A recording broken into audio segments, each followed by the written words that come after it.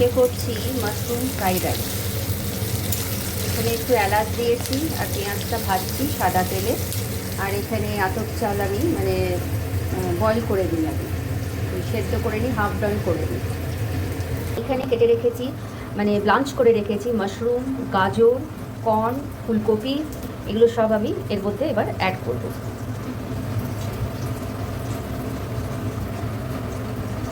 ফুলকপি, একটু কর্ন, সব কিছু দিয়ে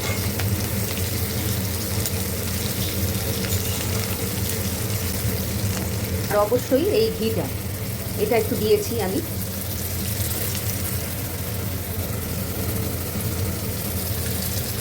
এর মধ্যে একে একে সব আমি অ্যাড করে দিচ্ছি। এবার ফুলকপিটা একটু ভাজা হয়ে গেছে, পেঁয়াজটাও ভাজা হয়ে গেছে, কর্নটাও দিয়ে দিচ্ছি।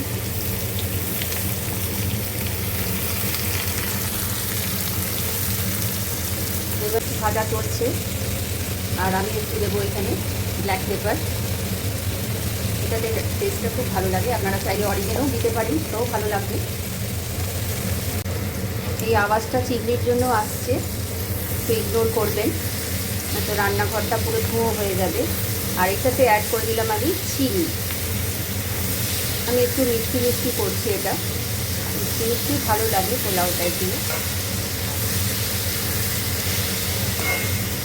আমার হয়ে গেছে, আমি এটাকে একটা ঝুড়িতে ঝেড়ে নিয়েছি, জলটা ড্রেন আউট করে নিলাম। এবার এর মধ্যে আমি অ্যাড করে দেব, অ্যাড করে দিচ্ছি আমি রাইসটাকেও।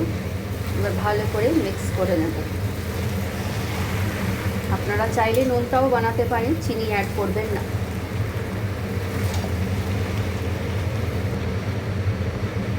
ফাইনাল লুকটা এইরকম এসছে, মাশরুম কর্ন পোলাও।